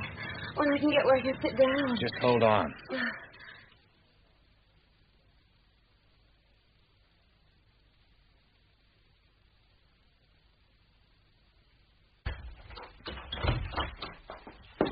Sam! I wouldn't try to run for it if I were you. Wilma has you covered. So have I, Mr. Spade. Well, sir, as you can see, we're all here. Why don't we sit down and be comfortable and talk? Sure. We'll talk. Just a minute, Spade. Get away. You're not going to frisk me. Stand still and Put your shut paw up. on me, and I'm going to make you use the gun. Ask your boss if he wants me shot before we talk. Never mind, Wilma. You're certainly a most headstrong individual, my dear sir. Let's be seated. I told you I didn't like that punk. Sit by me, sweetheart. Well, sir, let's get down to business. Let's do that. How soon are you ready to make the first payment and take the Falcon off my hands? Well, sir, as to that... Here. $10,000. We were talking about more money than this. Yes, sir, we were, but this is genuine coin of the realm, and there are more of us to be taken care of now. In short, sir, the situation has changed. Sure. You and Cairo are together now, but I've got the Falcon. I shouldn't think it would be necessary to remind you, Mr. Spade, that though you may have the Falcon, we certainly have you. I'm trying not to let that worry me. We'll come back to the money later. There's one other thing I want to have taken care of. We've got to have a fall guy. I don't think I understand you, sir. The police have got to have a victim. Somebody they can stick for those 3 murders. Only two murders, Mr. Spade. Thursby undoubtedly killed your partner. All right, 2. What difference does it make? The point is, we got to toss the police a victim, somebody they can hang the works on. Well, sir, that may be the way you worked in the past. And it's the way I intend to go on. The first time I can't march into headquarters pushing a victim in front of me saying, here you are, you chumps, here's your criminal, my name's Mud. But this just happens to be a case where your system, and it's got a lot to recommend it, sir, just isn't possible. And I don't mind telling you that I think you're being very well paid for making an exception. You'll manage it. You're not a man that's afraid of a little bit of trouble. I know what I'm talking about. This is my city and my game. I could manage to land on my feet, sure, this time, but the next time I tried to put over a fast one, they'd stop me so fast I'd swallow my teeth. You birds will be in New York or Constantinople or someplace. I'm in business here. But surely you... Listen, Gutman, we've absolutely got to give them a victim. There's no way out of it. Let's give them the punk. He actually did shoot both of them, Thursby and Jacoby, didn't he? Let's pin the necessary evidence on him and turn him over to him. No. Yes, sir, you're a character, that you are. Yes, sir, there's never any telling what you'll do or say next, except that it's bound to be something astonishing. There's nothing funny about it. It's our best bet. With him in their hands, the police... But, my dear man, can't you see? I feel towards Wilma just as exactly as if he were my own son. I really do. But if I even for a moment thought of doing what you propose, what in the world would keep Wilma from telling the police every last detail about the Falcon and all of us? If we had to, we could have him killed resisting arrest. But we won't have to go that far. Let him talk his head off. I promise you nobody will do anything about it. It's easy to fix. How? What do you think of this, Wilma? Funny, eh? You bastard! Get up on your feet and go for your heater. I've taken all the writing I'm going to take. Now get up and shoot it out if you've got the guts. No, Wilma, we can't have any of that. You shouldn't let yourself attach so much importance to these things. Take it right off me then. I'm going to flog him if he keeps it up, and there won't be anything that'll stop me from doing it. No, Wilma. Your plan is not at all practical. Let's not say anything more about it. Let's get this straight. Am I wasting my time talking to you? I thought this was your show. Should I do my talking to the punk? I know how to do that. No, sir, you're quite right in dealing with me. All right. I got another suggestion. It's not as good as the first, but it's better than nothing. You want to hear it? Most assuredly. Give them Cairo. Oh, do what? Give the police Cairo. Well, by gotcha. Suppose we give them you, Mr. Spade, or Miss O'Shaughnessy. How about that if you're so set on giving them somebody? You people want the Falcon. I've got it. A fall guy is part of the price I'm asking. As for Miss O'Shaughnessy, if you think she can be rigged for the part, I'm perfectly willing to discuss it with you. By gotcha, you are a character. Just a minute, Mr. Gutman. What is it, Joe? What if we actually do manage to keep them in? 2 to 1, they're selling you out, kid. Hey, Gutman, I hope you're not letting yourself be influenced by the guns these pocket edition desperados are carrying. I practiced taking them away from both of them, so there'll be no trouble there. The punk. All right. No. Give me the gun, Wilma. Get your hands off. Grab his other arm. Cairo. No. Drop the gun. No, please, don't do that, Wilma. Don't. Stand aside. You hurt him. You big coward. Jesus, you're a pip. Let's look at the punk. Nothing cracked. We'll spread him on the sofa. Give me a hand, Brigid.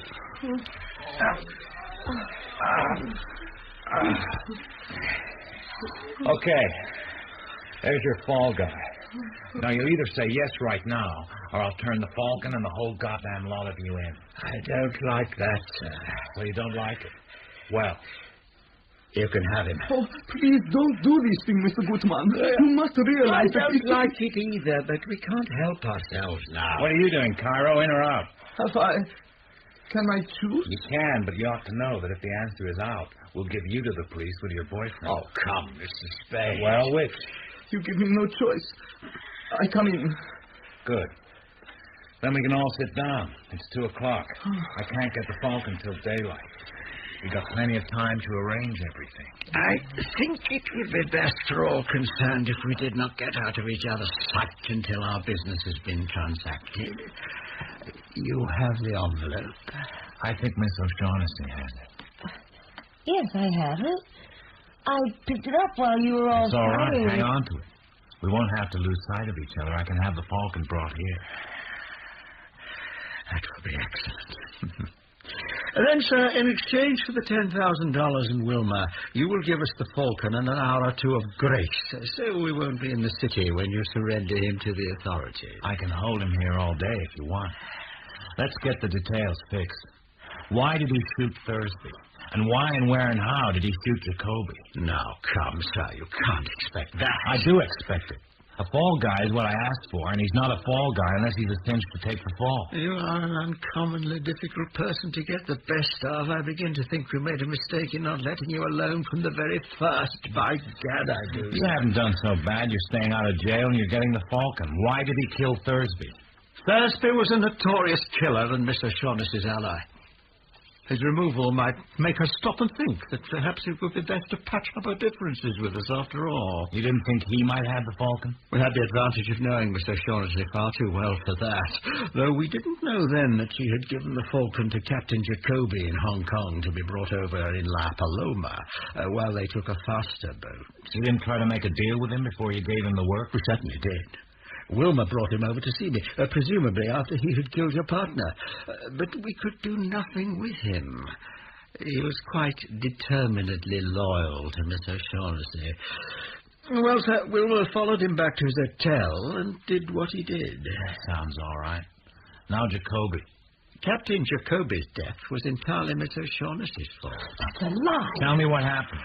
Well, Cairo, as you know, got in touch with me after his encounter with Miss O'Shaughnessy and yourself. He'd seen the notice of the arrival of La Paloma, and being a man of nice judgment, he guessed just what had happened, that Miss O'Shaughnessy had given the bird to Jacoby to bring here for her. Jacoby did not know what it was, of course. Mr. Cairo and Wilma and I called on Jacoby and were fortunate enough to arrive while Miss O'Shaughnessy was there.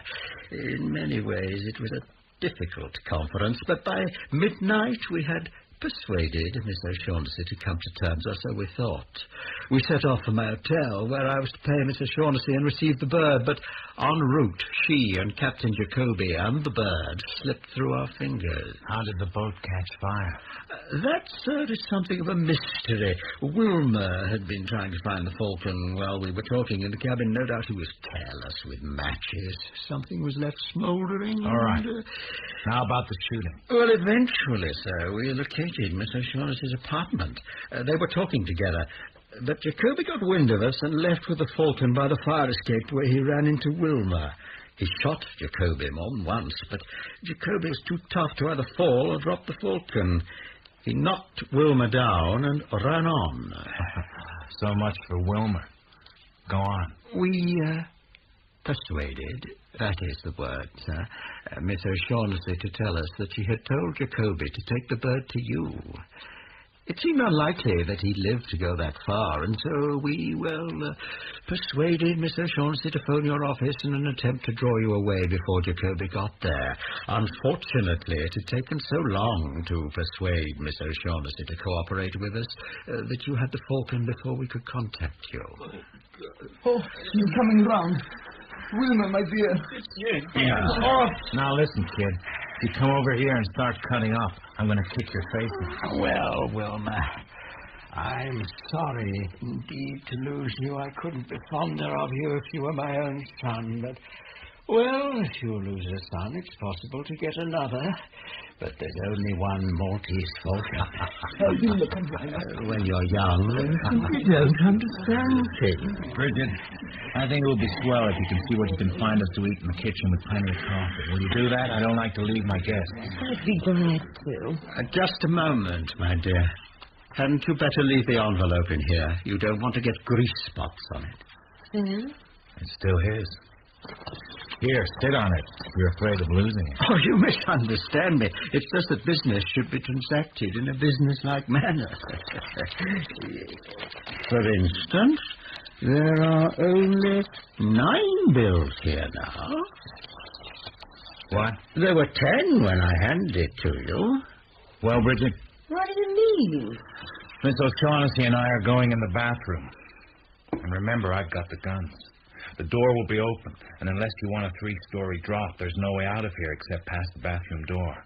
Don't try to make it. Oh, you must know so. We've not the least desire to leave. I'll know a lot when I'm through. It won't take long. Come on.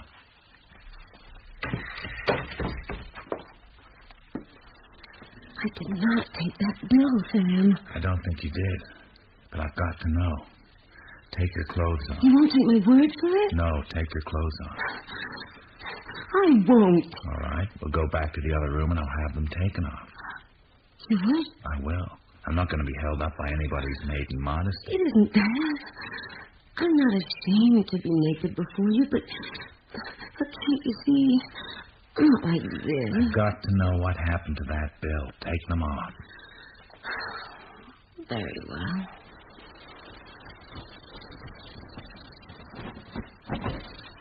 Can't you see that you're killing something? Keep going. You shouldn't make me do this, Sam. I've got to know. Well? Nothing. Thanks. Now I know. Get dressed.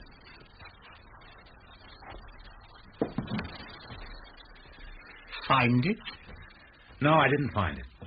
You palmed it. I palmed it, sir. You want to admit it? You want to stand for a frisk? There's no third way. But, yes, sir, I believe you'd actually search me. I really do. You're a character, sir, if you don't mind my saying so. You palmed it. Yes, sir, that I did hear. I must have my little joke every now and then, and I was curious to know what you'd do in a situation of that sort. I must say that you passed the test with flying colours, sir. It never occurred to me that you'd hit on such a simple way of getting at the truth. That's the kind of thing I'd expect from someone the punk's age. Look, Spade, gently now, don't let him rile you. You shut your face. But, Wilma, I'm your friend. Keep away! What's going on? The course of true love. How's the food coming along, Miss O'Shaughnessy? I'll see to it now. Let's talk about money. Willingly, sir, with all my heart. But I might as well tell you that 10,000 is every cent I can raise. I ought to have 20. I wish you could. I'd give it gladly if I could. Of course, sir, you understand it's simply the first payment. Later... 15. Mr. Spade, I tell you on my honor as a gentleman. That's not any too good, but if it's the best you can do, give it to me. Very well. And now... we wait for our supper and for the dawn.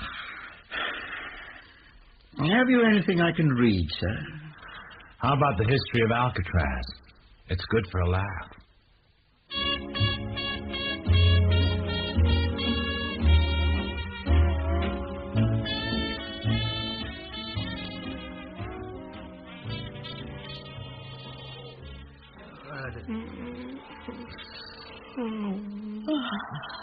Is it time? Can you get it now? 7 o'clock. I guess it's time.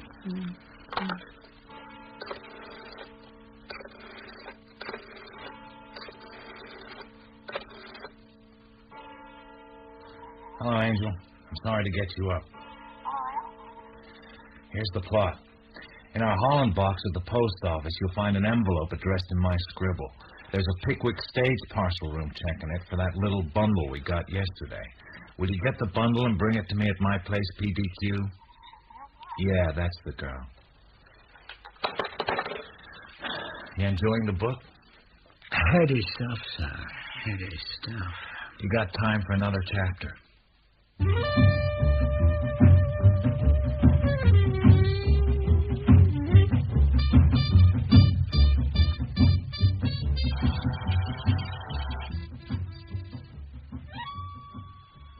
I guess that's her. You don't mind if I go with you? You scared I'll run off with your precious bird? Just a precaution. Oh, here's a parcel. Thanks a lot, lady. I'm sorry to spoil your day of rest. Not the first one you've spoiled. Anything else? No, thanks. Bye. Bye-bye.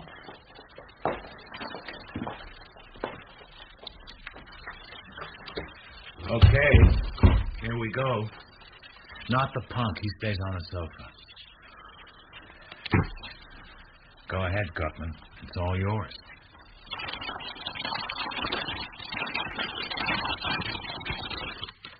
After 17 years, to actually hold it in my hand. Shouldn't we make sure? What do you mean? That it's the real thing. Perhaps you're right. If I scrape a little of the enamel off of the knife...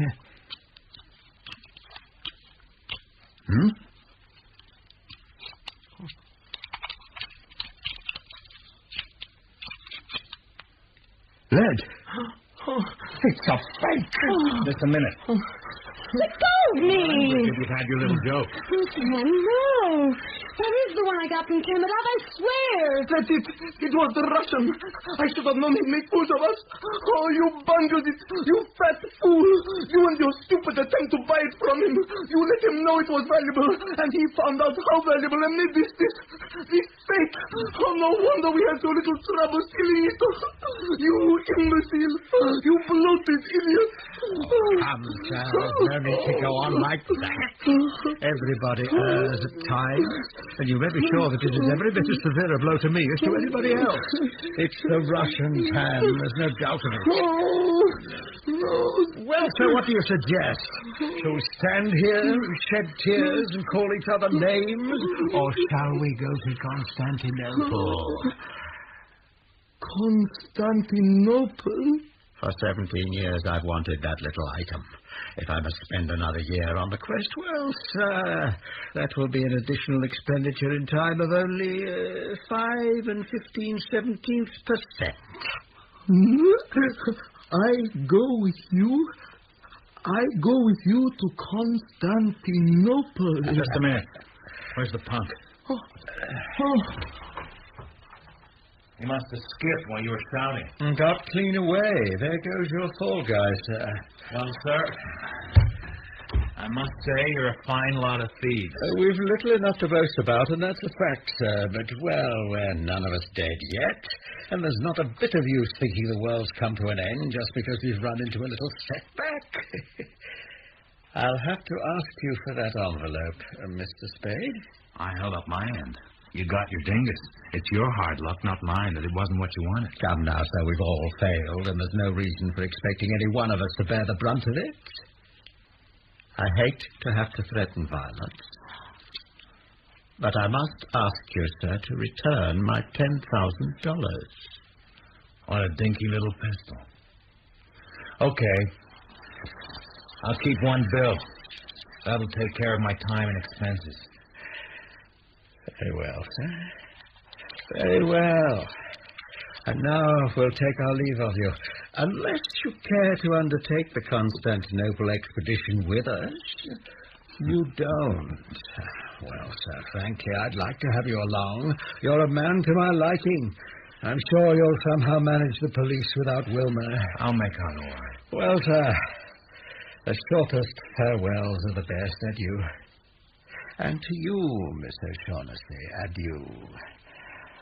I leave you the rara avis on the table as a little memento. Come, Cairo. Goodbye, Mr. Spade.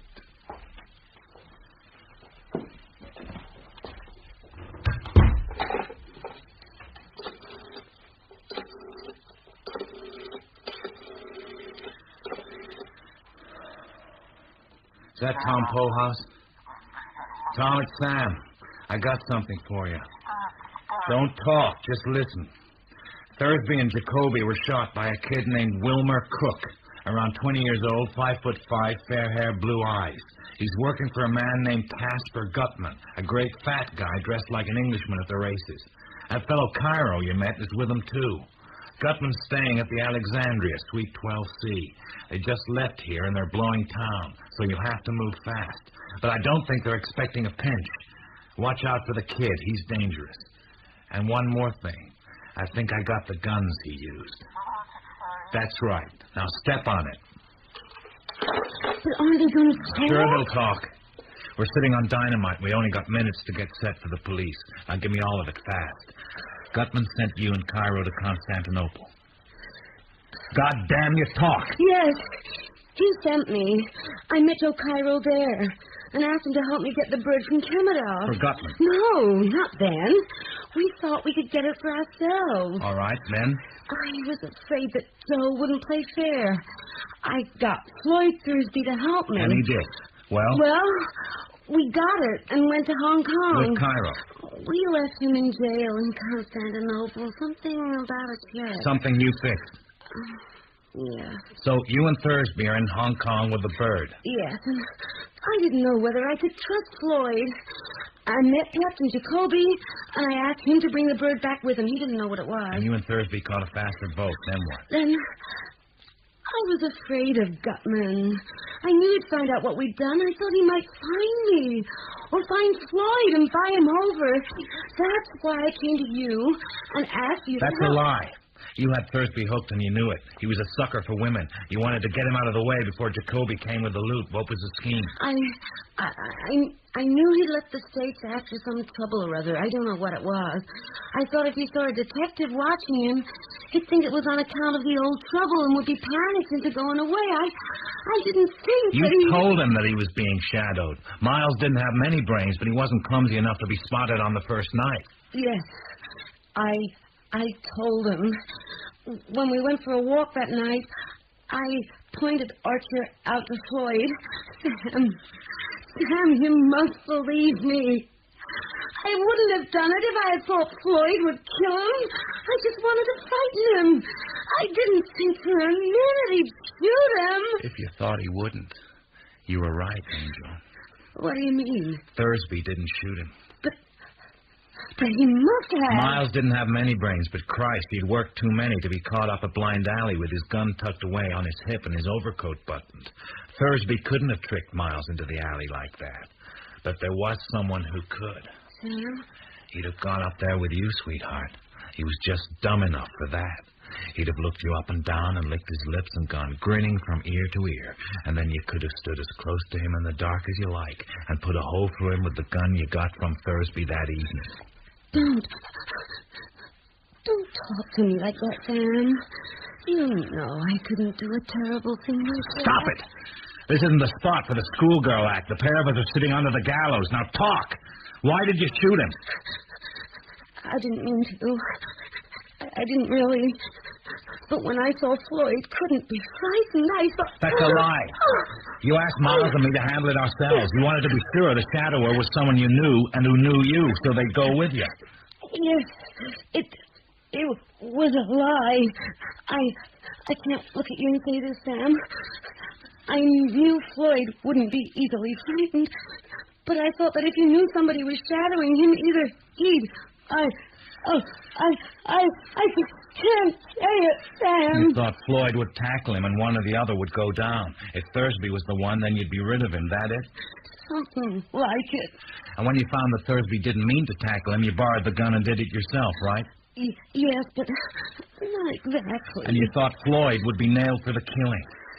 I thought they'd hold him at least until after Captain Jacoby had arrived with the Falcon, and then... And you didn't know that until you heard that Thursby had been shot. Then you knew you needed another protector. So you came back to me, right? Yes, but... Oh, sweetheart, it wasn't only that. I would have come back to you sooner or later. From the first instant I saw you, I knew Well, if you get you a were... good break, you'll be out of San Quentin in 20 years. And you can come back to me then. What do you mean? I hope to Christ they don't hang you, precious, by that sweet neck. You're not going... I'm going to send you over, sweetheart. One of us has to take it. After the talking all those birds will do. They'd hang me, sure. You're likely to get a better break. If they do hang you, I'll always remember you. But then you can't. Not after what we've been to one another. You can't. Like hell I can't. You knocked off Miles, you double-crossed Gutman, Cairo, Thursby. But you know, Sam, down in your heart, that I love you, Sam. I don't care who loves who. You've never played square with me for half an hour at a stretch since I've known you. You killed Miles and you're going over for it. I can't help you now, and I wouldn't if I could. Don't help me then, but don't hurt me. Let me go away now. No, I'm sunk if I haven't got you to hand over to the police when they come. You won't do that for me? I won't play the sap for you. Why must you do this to me, Sam? Surely Archer wasn't as much Miles to you was as a son of a I... bitch. But when a man's partner is killed, you're supposed to do something about it. It doesn't make any difference what you thought of him. He was your partner, and you're supposed to do something about it. Then, as it happens, we were in the detective business. And when one of your organization gets killed, it's bad business to let the killer get away with it. Also, I'm a detective, and expecting me to run criminals down and then let them go is like asking a dog to catch a rabbit and then let it go. You're not serious. You don't expect me to believe these things are sufficient reason for sending me to the gallows. Wait until I'm through, and then you can talk. No matter what I wanted to do, I couldn't let you go without being dragged to the gallows with the others. Next, I've no reason in God's world to think I could trust you. You've got something on me that you could use whenever you wanted to. And since I've got something on you, I couldn't be sure you wouldn't decide to put a hole in me someday. And what have we got on the other side? All we've got is the fact that maybe you love me, and maybe I love you. You know whether you do or not. Suppose I do, what then? Maybe next month I won't. If I send you over, I'll be sorry as hell. I'll have some rotten nights, but that'll pass. Listen, if that doesn't mean anything to you, forget it. We'll make it this. I won't because all of me wants to say to hell with the consequences and do it. And because, goddamn you, you've counted on that with me, the same as you counted on that with the others. Look at me, Sam, and tell me the truth. Would you have done this to me if the Falcon had been real? And you had been paid your money? Well, a lot of money would have at least been one more item on the other side of the scales. If you loved me, you'd need nothing more on that side. I won't play the sap for you. Kiss me, Sam.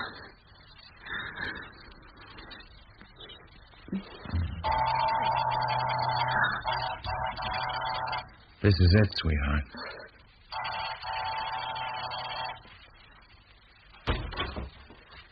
Hello, Tom. Dundee? Hi. You get them? Got them. Swell. Here's another for you. She killed Miles. And I got some exhibits. The boy's guns, the black statuette that all the hell was about, and a $1,000 bill that I was supposed to be bribed with. And what the hell's the matter with your little playmate, Tom? He looks heartbroken. I bet when he heard Gutman's story, he thought he had me at last. We got the story from Cairo. Gutman's dead. The kid had just finished shooting him when we got there. It looks like you're in the clear, Spade. Come on, lady. Let's go. Goodbye, Sam. Goodbye, Angel.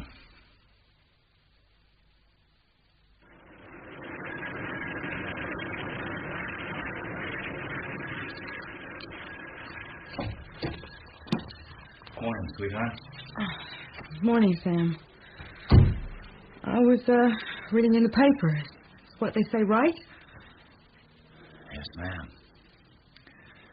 So much for your woman's intuition. And it was you that sent her over? You did that to her, Sam? That's right. She did kill Miles, sweetheart. Offhand, like that. Oh, come on, Angel. Don't touch me, Sam, please. I know you're right. You're right, but just don't touch me now, please. Look, Angel, it sounds like a customer. I'll see to it.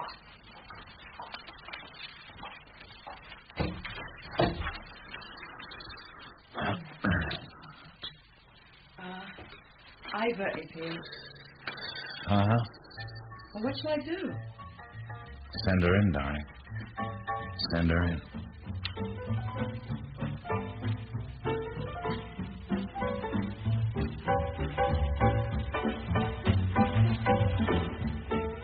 The Maltese Falcon by Dashiell Hammett, dramatized by Michael Bakewell. Sam Spade was played by Tom Wilkinson. Brigid O'Shaughnessy, Jane Lafayette. Mr. Gutman, Peter Vaughan. Joel Cairo, Nicholas Grace. Wilmer, Peter Raker. Effie, Mia Soteriou. Miles Archer, William Hope. Iva, Liza Ross. Tom Polhouse, Norman Jones. Lieutenant Dundee, Harry Tarr. District Attorney Bryan, Don Fellows. With Keith Edwards, Robin Summers, and Arnold Diamond. Technical presentation by David Greenwood, David Chilton, and Anthony Cherry. The play was directed by Jane Morgan.